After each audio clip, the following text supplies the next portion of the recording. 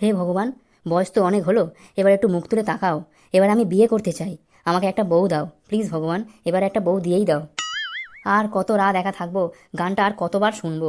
এত শুনেছি যে দেবশ্রীও ক্লান্ত হয়ে নাচ থামিয়ে বসে পড়েছে। বলিউডের নায়িকাদের মতো আমায় একটা বউ দাও দেখি।